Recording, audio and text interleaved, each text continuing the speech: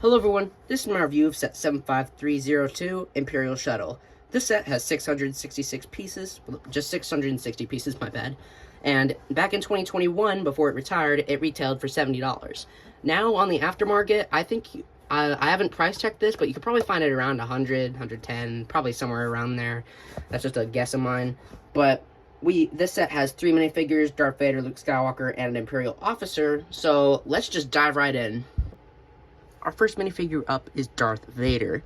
Now, he's pretty much your run-of-the-mill Darth Vader. He has the great leg print, great torso print, great back print. He has the harder cape, which I think for some minifigures that works for, but I think Darth Vader is definitely one of them. Like, some minifigures I think need spongy capes, and some minifigures need hard capes. I think Darth Vader is definitely one of the ones that needs the harder capes. Like, I think that this is just the better looking cape for this. And then, of course, the regular Vader face, which they do not actually print this face anymore. This is a retired face print. They've actually changed it up. And they've actually changed up the Vader, too. In the recent Imperial Star Destroyer, we got a different Darth Vader, and this is him. The main difference from just looking at him is the arm printing. He now has arm printing for more of his chest stuff and some lines going down his side, and the old Vader did not. He also has a new face print, as we can see that is different from the old one, so yeah. But all in all, this is it's a decent Vader, but of course, seeing the new Darth Vader, it's not as good as as it could have been. But LEGO is improving, and this is a older set from 2021, I believe. And yeah, so it's a great Vader. It just has a couple things that are just wrong with it, and like really just the arm printing, because the head print I think it's nice, but I liked the old head print, but yeah, I think really just the arm printing is the thing it needed to make it perfect. And even without the arm printing, it still looks like a great Darth Vader. So no flack there. Our next minifigure up is Return of the Jedi Luke Skywalker. Now, of course, this is him as he's about to go fight off the Emperor, and he is in his black robes. And there's nothing really special. He's the only minifigure in this without leg printing, just regular black legs. He has the black robes, double printing. He has a green lightsaber, of course. He has this older, very cut off and old thing, and now you can actually see his smile under it. And like, because on this side we have him fighting off against Vader, and then this side he's just chilling. This is the regular Luke Skywalker face we've gotten for a while, but LEGO actually did re-update this in the 2023 Emperor Death Star Final Duel set.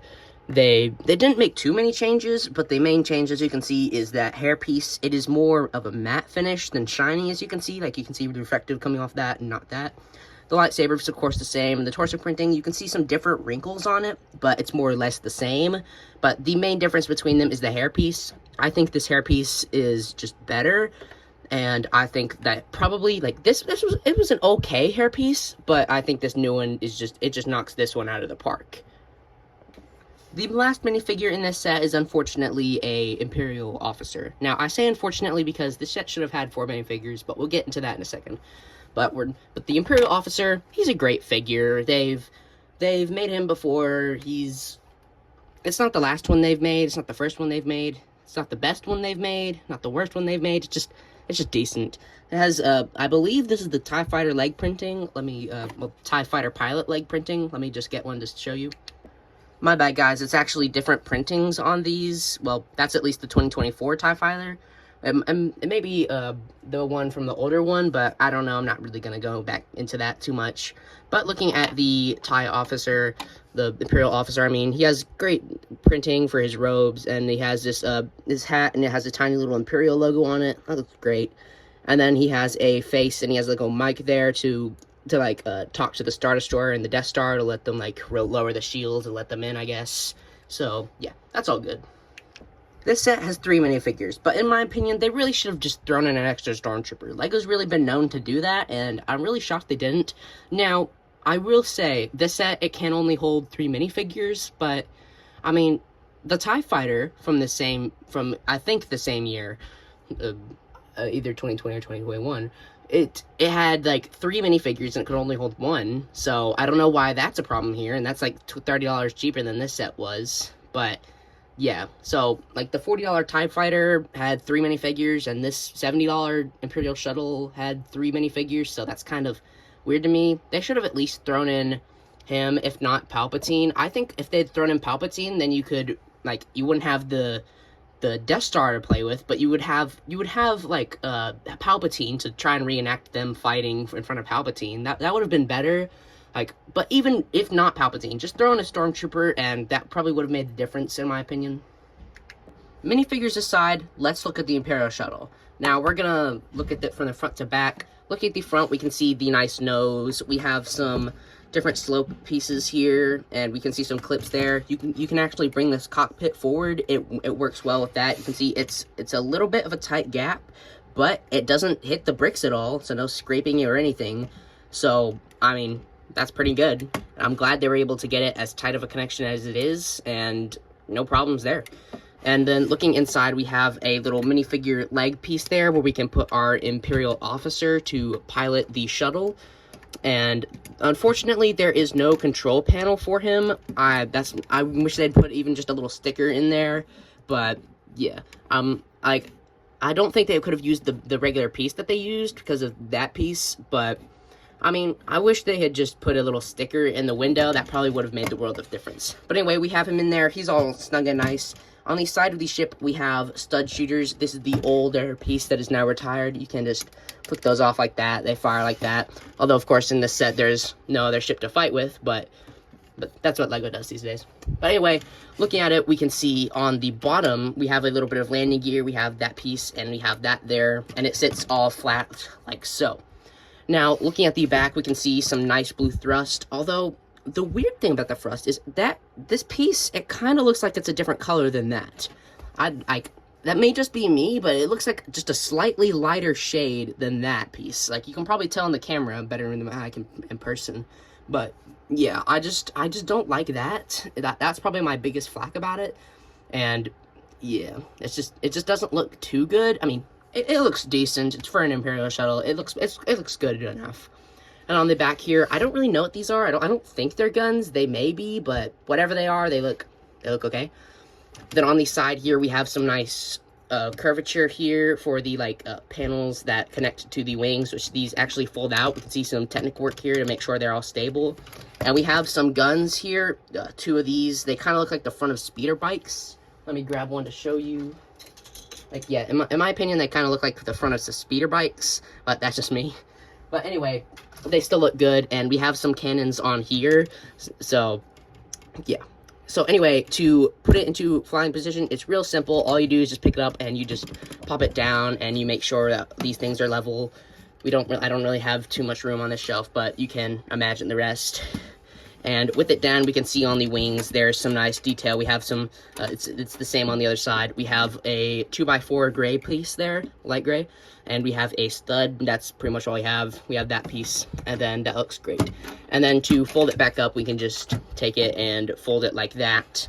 Now you can put it like that, but that's not really too accurate, so I choose to put mine like that.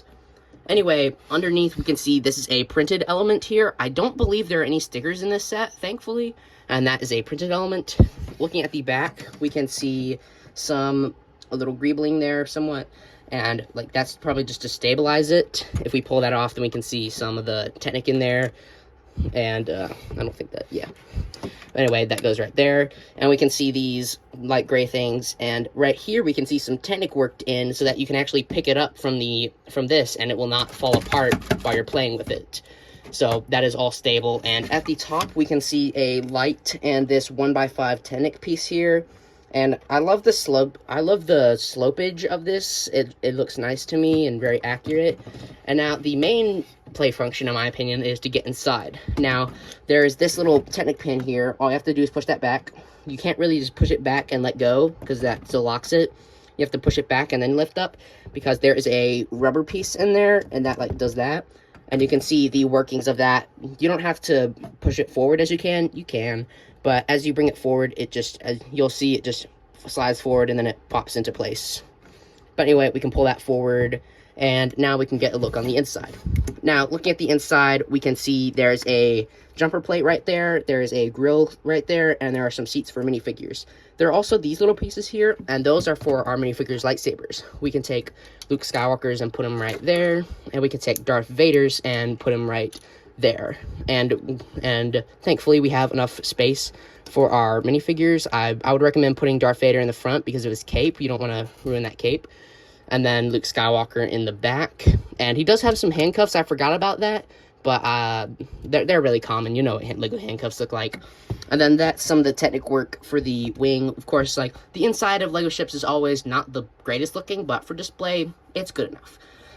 And we can see that it just slides forward like that. There's plenty of headroom for our minifigures. They will not get stuck. Of course, I don't think you can stand them up. You have to have them sitting down.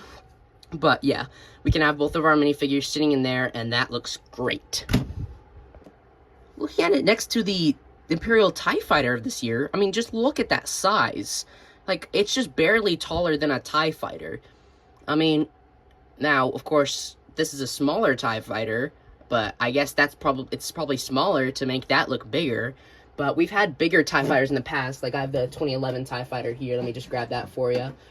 And when I put that in comparison, look at that size difference. I mean, gosh, I don't know how you can really justify something like that. But these are from like 10 years apart, so that's okay. But we have the 2011 TIE Fighter, and I mean 2021. But anyway, I think this shuttle is definitely the biggest problem with it is it's too small. They should have made it $100, and they should have given us just a little bit more. I think that if they'd bumped it up $30, they probably could have made it much better, and they probably could have made it bigger and probably maybe include that stormtrooper I was talking about. And yeah, the size is probably my biggest gripe with it. It's just really too small for $70. I don't know, but of course it is retired, so $70 is not really the price you would pay these days. But yeah, anyway, let's just go out of it.